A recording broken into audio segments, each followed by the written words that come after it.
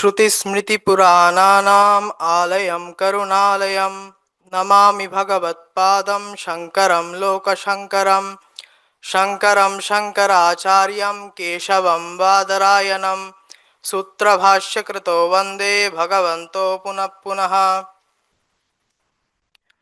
उपमञ्चं विराजमानाः परमपूज्याः श्री भजनानंद स्वामीचरणाः पूज्याः आत्मप्रियानंद स्वामीचरणाः जपसिद्धानंद स्वामीचरणाः अन्ये स्वामीपादाः ब्रह्मचारीपादाः श्रोतारः अध्यापकाः सर्वेभ्यः प्रणवादिकं विनिवेद्य ब्रह्मणो हि प्रतिष्ठाहम् इति विषयं समाश्रित्य वाक्यार्थः प्रस्तूयते मया। ब्रह्मात्मैक्यं प्रस्थीयते ज्ञायते अनेन इति प्रस्थानम्। वेदांत शास्त्रे अत्यंतं प्रसिद्धं तावत् प्रस्थानत्रयम्। त्रिषु प्रस्थानेषु अन्यतमं स्मृति प्रस्थानम्। स्मृति प्रस्थानम् एव श्रीमद्भगवद्गीता। श्रीमद्भगवद्गीतायाम् 18 अध्यायाः वर्तन्ते। तेषु अध्यायेषु अन्यतमः 14 तत्रैव 27 श्लोकः भवति ब्रह्मणो हि प्रतिष्ठाहम् इति। सः एव मम प्रतिपाद्यमानः विषयः। अस्य श्लोकस्य व्याख्यानात् पूर्वं 26 श्लोकः भवति माञ्चयोऽव्यभिचारेण इत्यादि श्लोकः। तेन श्लोकेन सह ब्रह्मणो हि प्रतिष्ठाहम् इति अस्य श्लोकस्य संगतिम् आदौ कथयामि। माञ्चयोऽव्यभिचारेण भक्तियोगेन सेवते इत्यस्मिन् श्लोके भगवान् कथयति यः भक्तियोगेन मां परमप्रेमलक्षणेन सेवते भजते सः ब्रह्मभूयाय कल्पते। तर्हि अत्र प्रश्नः भवति ईश्वरब्रह्मणोः कः सम्बन्धः? ब्रह्मभूयाय कल्पते इत्यत्र ब्रह्मभूयाय कल्पते तत् कथं? तद् उच्यते अग्रिमेन श्लोकेन ब्रह्मणो हि प्रतिष्ठाहम् इत्यनेन। इमां संगतिम् उक्त्वा अग्रे अयमेव मम मुख्यः प्रतिपाद्यमानः श्लोकः अस्ति। ब्रह्मणो हि प्रतिष्ठाहम् अमृतस्याव्ययस्य च शाश्वतस्य च धर्मस्य सुखस्यैकान्तिकस्य च इति। अस्य श्लोकस्य अन्वयः भवति हि अहम् अमृतस्य अव्ययस्य च शाश्वतस्य च धर्मस्य च ऐकान्तिकस्य सुखस्य ब्रह्मणः प्रतिष्ठा इति।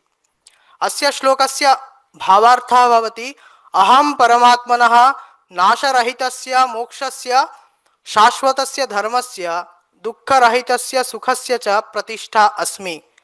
तेन कारणेन तादृशः पुरुषः ब्रह्मभूयाय कल्पते इति मया भगवता पूर्वं यदुक्तम् इत्यनेन 26 श्लोके मया यद् निरूपितं तद् युक्तमेव इति। अग्रे भाष्यकारः भगवान् शङ्कराचार्यः अस्य श्लोकस्य द्विधा व्याख्यानं करोति। प्रथमव्याख्यानावसरे ब्रह्म इति शब्देन परमात्मा गृह्यते, अहमिति पदेन प्रत्यगात्मा ग्राह्यः। तथा च श्लोकार्थः सामान्यतया निरूप्यते प्रत्यगात्मा अहं परमात्मनः प्रतिष्ठा अस्मि इति। प्रथमव्याख्यानावसरे शङ्करभगवत्पादस्य मतं किं तद्वयं किञ्चित् पश्यामः। ब्रह्मणः इति पदेन परमात्मा एव गृह्यते, हि इति शब्देन यस्माद् इत्यर्थः ग्राह्यः, अहमिति पदेन प्रत्यगात्मा गृह्यते। तेन अहं प्रत्यगात्मा परमात्मनः प्रतिष्ठा अस्मि इत्यर्थः। तर्हि प्रश्नः सम्भवति प्रतिष्ठा इति शब्दस्य कः अर्थः? तत्र भगवान् भाष्यकारः कथयति प्रतितिष्ठति अस्मिन् इति प्रतिष्ठा। यत्र तिष्ठति सा एव प्रतिष्ठा भवति। अर्थात् घटः मृदि तिष्ठति, अतः मृद् भवति घटस्य प्रतिष्ठा। तथैव परमात्मा प्रत्यगात्मनि तिष्ठति, अतः प्रत्यगात्मा भवति परमात्मनः प्रतिष्ठा। अग्रे प्रतिष्ठा शब्दार्थम इतोपि निरूपयामि। प्रतिष्ठा नाम आधारः स्वरूपम् इति यावत्। स्वरूपे स्वयं तिष्ठति। यथा स्वरूपभूत मृदि घटः तस्मात् स्वस्य स्वरूपमेव आधारः स्वे महिम्नि स्वस्वरूपे प्रतिष्ठितः स्वस्य स्वरूपमेव आधारः इति प्रतिपादनेन स्वरूपातिरिक्तः न अन्यः कश्चन आधारः अतः न कोऽपि अस्य आधारः इति। श्लोके ब्रह्मणः इति पदं यद् अस्ति प्रथमव्याख्यानावसरे ब्रह्मणः इति पदस्य भगवान् अस्मिन् श्लोके एव विशेषणानि ब्रह्मणः भगवता उक्तानि। तत्र इमानि विशेषणानि भवन्ति अमृतस्य, अव्ययस्य, शाश्वतस्य, धर्मस्य, सुखस्य। एतेषां विशेषणानाम् अर्थान् शंकराचार्यानुसारेण वयं किञ्चित् पश्यामः। अमृतस्य इति पदस्य अर्थः भवति अविनाशिनः, अव्ययस्य इति पदस्य अर्थः भवति अविकारिणः, शाश्वतः शाश्वतस्य इति पदस्य अर्थः भवति नित्यस्य, धर्मः इति पदेन धर्मज्ञानस्य ज्ञानयोगधर्मप्राप्यस्य इत्यर्थः ग्राह्यः, सुखस्य इति पदेन आनन्दरूपस्य इत्यर्थः ग्राह्यः। अग्रे प्रत्यगात्मनः प्रतिष्ठा प्रतिपादनं क्रियते। अस्मिन् श्लोके प्रत्यगात्मा किमर्थं, प्रत्यगात्मा कथं परमात्मनः प्रतिष्ठा तद् इतोपि भाष्यकारः कथयति। यया च ईश्वरशक्त्या ब्रह्म जीवानुग्रहार्थं प्रवर्तते अतः प्रतिष्ठा भवति प्रत्यगात्मा परमात्मनः। अतः अत्र एकां युक्तिं दर्शयति शक्तिमतोः अनन्यत्वात् इति। यथा अग्नेः दाहिका शक्तिः भवति, अग्नेः दाहिका शक्तिः अग्नेः भिन्ना नास्ति, अनयोः अभेदः। तथैव प्रत्यगात्मा भवति, प्रत्यगात्मनि परमात्मा तिष्ठति। प्रत्यगात्मा शक्तिः शक्तिमत् भवति ब्रह्म। अतः शक्तिमतोः प्रत्यगात्मा परमात्मनोः अभेदः भवति। अतः परमात्मनः प्रतिष्ठा प्रत्यगात्मा एव। एतत् कथं ज्ञायते इत्युक्ते भाष्यकारः कथयति अनयोः अभेदः सम्यक् ज्ञानेन ज्ञायते। तर्हि सम्यक् ज्ञानं किम्? अहं ब्रह्मास्मि, तत्त्वमसि इत्यादि सम्यक् ज्ञानेन तत् निश्चितं भवति। अग्रे अस्य श्लोकस्य द्वितीयव्याख्यानावसरे ब्रह्म इति पदेन सविकल्पकं ब्रह्म ग्राह्यम्, अहमिति पदेन निर्विकल्पकं ब्रह्म ग्राह्यम्। तदा अस्य श्लोकस्य अर्थः भवति अस्य सविकल्पक ब्रह्मणः प्रतिष्ठा अहं निर्विकल्पकं ब्रह्म इति। अत्र प्रश्नः सम्भवति ब्रह्म इति पदेन सविकल्पकं ब्रह्म किमर्थं ग्राह्यं? तत्र उच्यते वाच्यत्वात् इति हेतुं दर्शयति।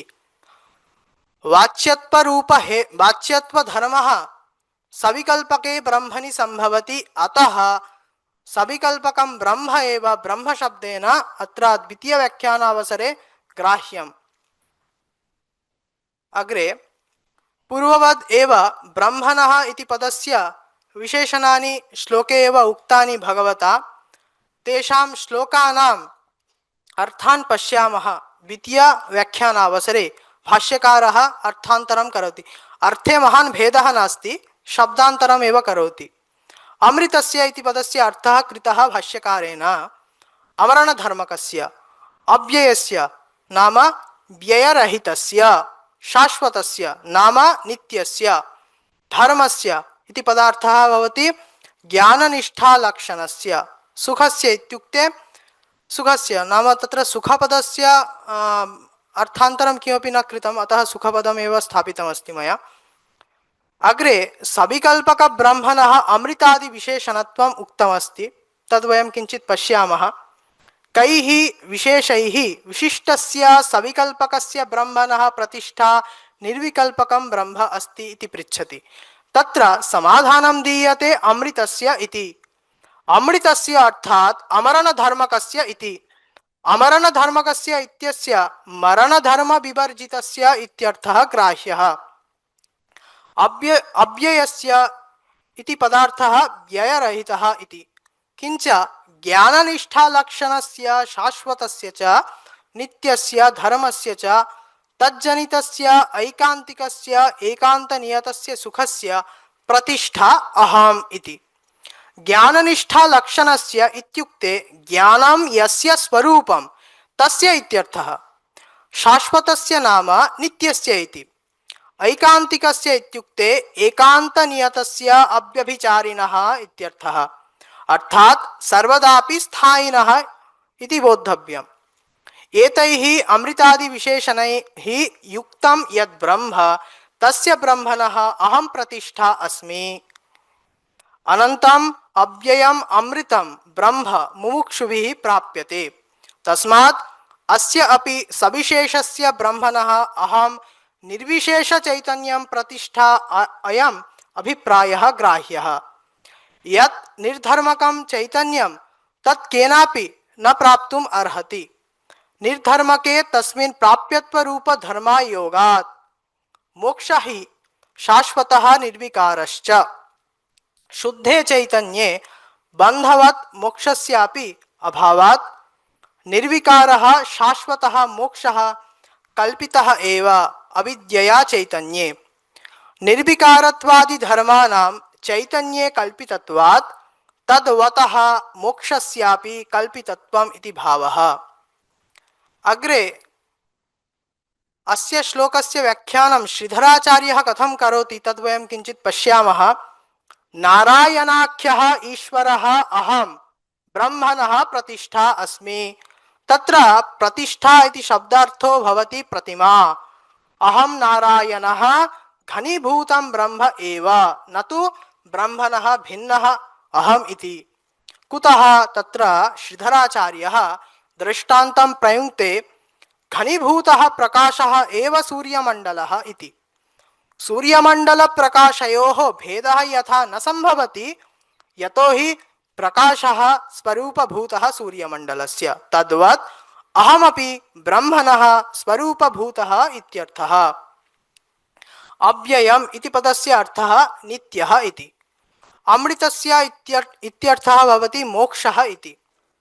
ऐकान्तिक पदार्थः कृतः श्रीधराचार्येण अखण्डितः इति। तेन अखण्डित सुखस्य इत्यर्थः आयाति। तथा हि अहं नारायणः अमृतादि स्वरूपवतः ब्रह्मणः प्रतिष्ठा अस्मि इति अयं फलितार्थः। प्रकृतेऽस्मिन् श्लोके शंकर भगवत्पादेन सह अस्य श्रीधराचार्यस्य अद्वैत तत्व प्रतिपादने महान् भेदः नैव परिलक्ष्यते। ईश्वर ब्रह्मणोः अभेद प्रतिपादने प्रयुक्तस्य दृष्टान्तस्य भेदः वर्तते उभयोः मतयोः। श्लोकार्थ निरूपण संदर्भे शब्दानाम् अर्थकरणे वैसादृश्यं दृश्यते उभयोः मतयोः।